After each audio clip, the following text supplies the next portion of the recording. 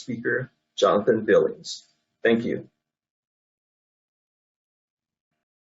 Great. Thank you, Milton. I appreciate being here. My name is Jonathan Billings. I am the current board president of Community Association Institute, Hawaii chapter. I have been on the board of directors of the Community Association Institute Hawaii chapter now for about 5 years, held the treasurer position, and now the current president. I am also on the Community Association Institute Legislative Action Committee, have been on that committee a couple of years now as well. I am originally from Minneapolis, Minnesota. I have been out in Hawaii now for over 10 years. I have been performing reserve studies in the state of Hawaii now for over 10 years. There are a few designations that I have received over the number of years that I've been doing this work. I have my Reserve Specialist designation through Community Association Institute. Reserve Specialist designation is essentially a designation that is specific to individuals who conduct reserve studies for condominiums, associations, office buildings, things like that.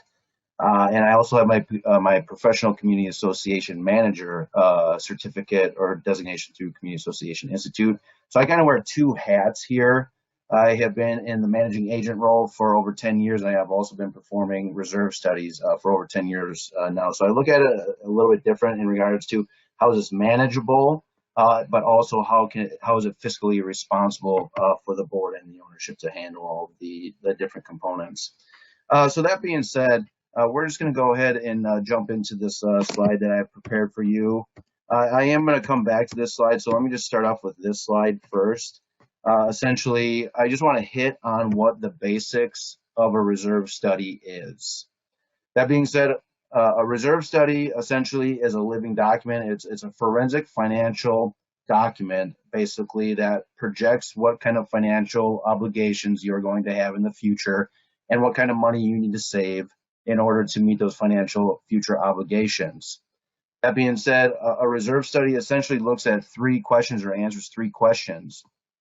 Number one, what components belong to the association? Number two, what is the estimated useful life or remaining life of those components that belong to the association? And number three, what are the replacement costs, the current replacement costs of those different components? So essentially, we're answering those few questions when we're looking at a reserve study. A reserve study, keep in mind, everybody, that it's not a crystal ball. It's not forensic or destructive inspections or anything like that. It's a site observation to really just get an idea of what components belong to the association and what an estimated replacement cost may be for those components. It is a planning tool. It's a roadmap. It's estimates. So just please keep that in mind that when the time comes where replacement may occur, the estimated replacement cost may be above or may be below, again, because this is just a planning tool. That being said, I'm just going to jump back to the previous slide because I just had them out of order a little bit, and I'm sorry for that. So just jumping back to this previous slide, essentially, when you're doing your reserve study, it needs to be updated on an annual basis. Oftentimes, I see associations that have not done it for 3, 4, 5 years. Technically, by 514B and Hawaii Administrative Rule 16, you need to be updating your reserve study on an annual basis. And here are some pointers or some tips that I would definitely consider or would recommend to boards that they do during the whole process.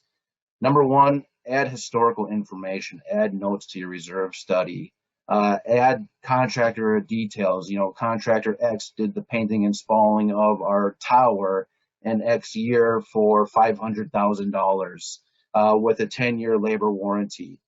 So I think it's very important for the board, the managing agent, or the reserve specialist, whoever is doing the reserve study, that they memorialize this information in the reserve study, just due to the fact that the boards, resident managers, property managers, they change hands year after year. There's an annual election. So some information needs to be memorialized, which will be very useful for future board members and future property managers. So utilize realistic historical information, adding those notes to your reserve study. Take a real close look at the next 3 to 5 years. Hawaii statute requires that you actually look out 20 years. But to really hone in or to really focus in on the next 3 or 5 years is instrumental, because Those are the items that are going to hit in the very near future, obviously. And you want to make sure that you have adequate funding for those components in the very near future. So if you have some larger components that are out 3 to 5 years, I would suggest that you start getting some budgetary numbers now if you haven't already done so, to make sure that those items or those components in your reserve study are properly funded to avoid any kind of special assessment or potential loan. There are three essential reserve study levels, or there are three levels to a reserve study, rather. Level one is basically a start, a fresh reserve study, a start from scratch. It includes a site visit, includes quantifying the different components of the association, like linear feet of railing, square feet of asphalt, things like that. And it basically, you create the reserve study, the funding plan, the different funding methods are presented to the association board of directors. Level two essentially is an update to the level one, but it includes a site visit. You're not quantifying everything, but it still includes a site visit in your level two reserve study. And then you have a level three that basically is just a simple update on an annual basis. The level one, you probably want to do every 3 to 5 years. Level two, you probably want to do every 2 to 3 years. And then the level three, at a minimum, bare minimum, you want to do the level three on an annual basis. And why do I do it on an annual basis? A couple of things. Number one, you have to adjust for inflation. Inflation changes. You have to adjust for interest income. Hawaii Administrative Rule 16 gets very specific in these different components. So you have to adjust for those items. That being said as well, in order to really create a realistic reserve study, you have to update on an annual basis because things change on a regular basis. For example, 4 years ago, 5 years ago, or whenever it was, who knew that Ordinance 19-04 was going to come around and require associations to do a life safety evaluation that may require associations to install sprinkler systems or upgrade their fire systems or do other items that are very costly for the association.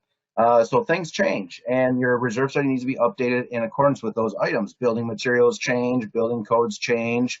For example, the lanai railing heights, things like that. You have to be mindful if those things change and take that into account into your reserve study when you're doing your reserve study. Again, it's not a code compliance inspection, but you should have some basic knowledge, or whoever's doing a reserve study should have some basic information on what they should consider for these projects when you're updating on an annual basis. That being said, let me just flip over here to the next slides.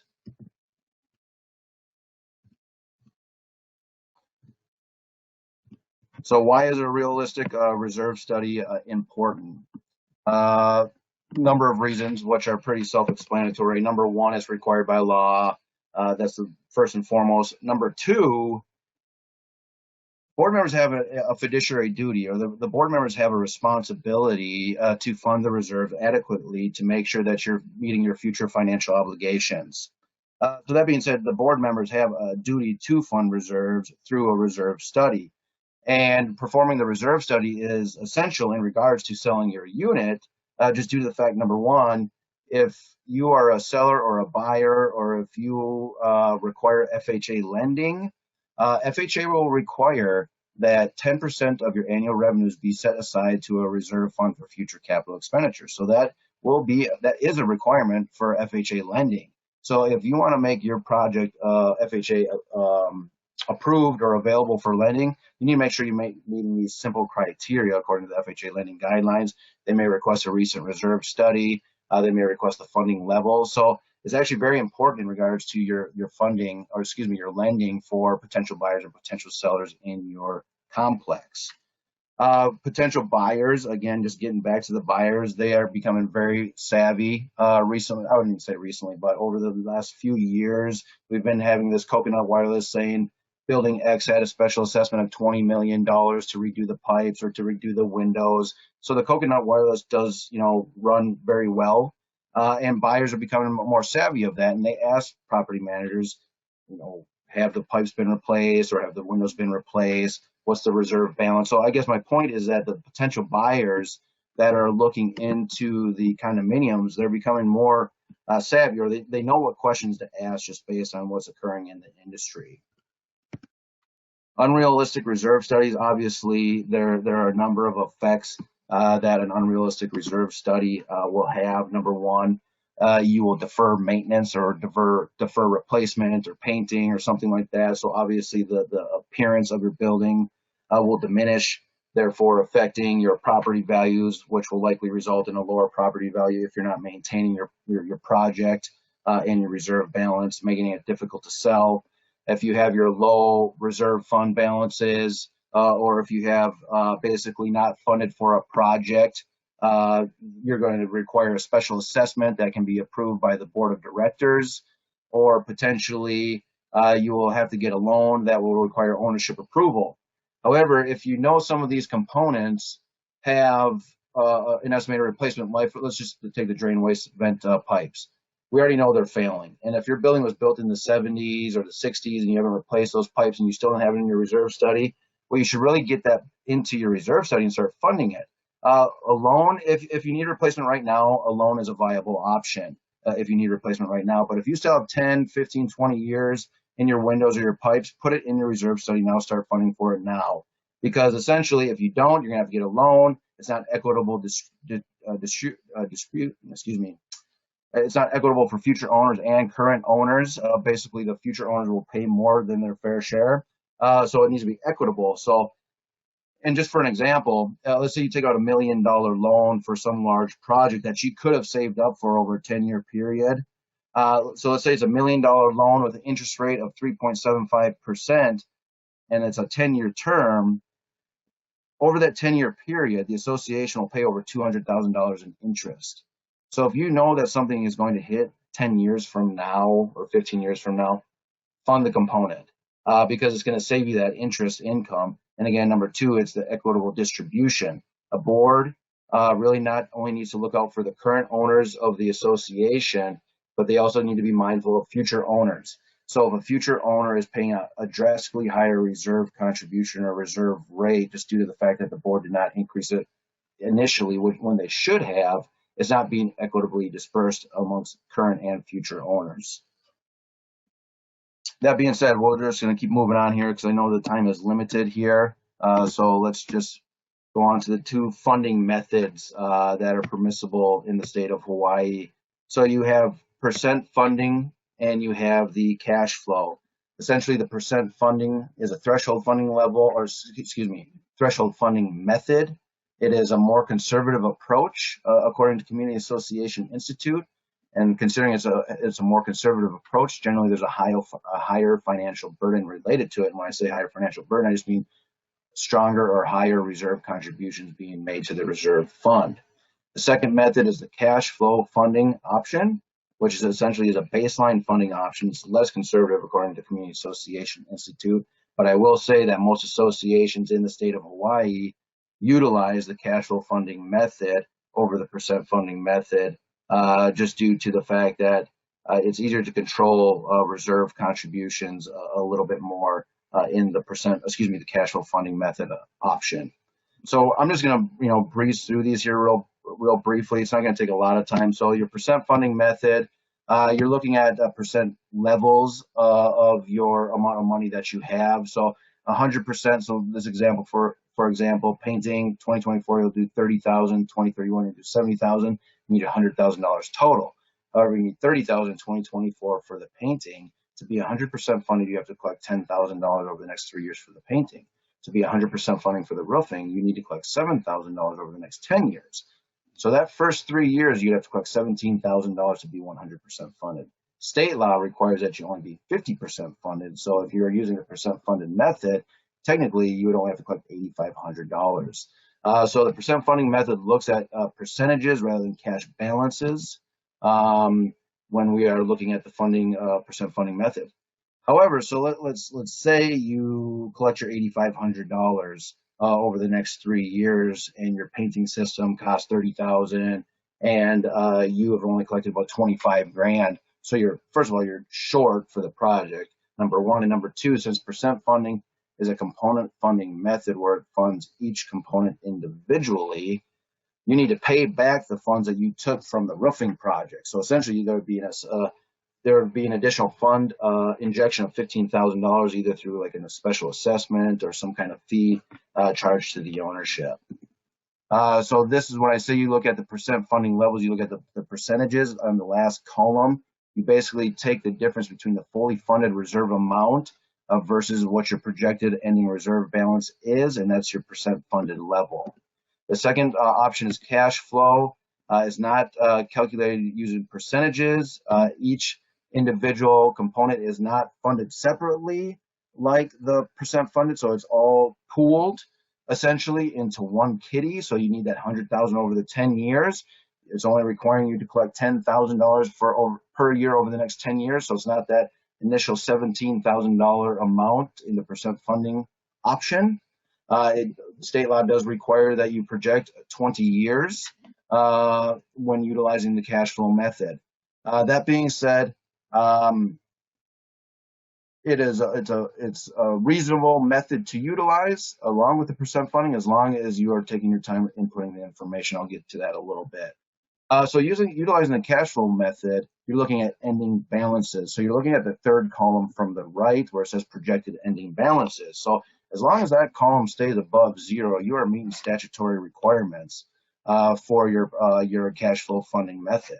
If you are utilizing the percent funding method, you look at that last column and you can see you have percentages of 28, 12, 57%. So technically, you're not meeting the percent funding method requirement. So if you're actually looking at it from that aspect. So here are the differences essentially.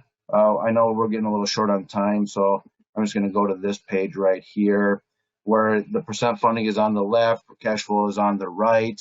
Essentially, you would need to be collecting a $1.355 million in the initial year to get you up to that 50% funding level. Where the cash flow funding, your reserve contribution would be at 512 to get you to meet your financial obligations for the cash flow funding level. I would recommend, though, that the board really take a look at both funding levels, not just the cash flow or the percent funding. I really recommend that you look at both of them. Cash flows are the more common, but you need to look at your risk tolerance. Is your board, or are you comfortable with only having $200,000 in the bank in year 2050? Or for example, this chart on the right-hand side in 2025, they have an ending balance of $599,000. Are you, the board, or are you as an owner, comfortable with only having an ending balance of $600,000 in your reserve account at any period during the next 20 years? If I were an owner of a condominium personally, I would not feel comfortable with having such a low balance in my reserve account at any period of over the next 20 years. So I would recommend that associations boards, they utilize the cash flow method, but they also look at the percent funding levels. In the industry, 0 to 29% funded, you're in a weak financial position. 30 to 69% funded, you're in a fair financial position. 70 to 100% funded, you're in a strong financial position. So I would utilize the cash flow funding method, but look at the percent funding that you're at and try and get to a level where you're at that 30 to 70% funding level. If you can get higher, great, but try and get into that fair funding level if at all possible. So it might be beneficial to do a one-time large increase and then have inflationary increases after the fact. In the long run, you'll actually be paying less if you do a larger increase initially and just have the small inflationary increases as years goes on. So we're running short on time here. So number one question that buyers always ask, is there any upcoming special assessment? Get that question all the time. Hopefully your association can say, no, there's no upcoming special assessment, or there is no special assessment in place. Understanding ownership is key to a reserve study. You need to know what the limits of the unit are and what my financial responsibility is. And when I say my, I mean the owner. You need to understand what is the common element and what is the responsibility of the association. Understanding the ownership is key when you're doing a reserve study. So look at your declaration, your bylaws, pay attention to your common element section, limited common element section, and limits of apartment. Your limits of apartment section oftentimes will clearly define who the unit windows belong to, the lanai railing, the entry door, the lanai surfaces. So make sure you have a clear understanding of your governing documents when you're doing a reserve study, because this can have a drastic effect on your overall reserve study. If you are including components that should not be included because it's ownership of individual owner expense, well, you're making that reserve study have too much expense or too much money in it, therefore requiring higher reserve contributions from owners. So make sure you have a clear understanding of your governing documents and who is owner of what different components. If your governing documents are not clear, consult your attorney, adopt a resolution through Hawaii Administrative Rule 16 that will clearly define who is responsible for specific components. Like windows, for example, lanai railings, oftentimes the governing documents are silent in these different components, but are very costly components. So if you do not have a clear understanding of those components, consult your attorney and have a resolution drafted to make sure it's either funded in your reserve study, number one, or number two, that the owners individually know that they are financially responsible for that component. That being said, our time is up. Thank you very much. I hope this was useful for you. Again, Jonathan Billings. Next up, we have Lance Fujisaki, who will be presenting at our Real Estate Commission event, Condorama. Thank you.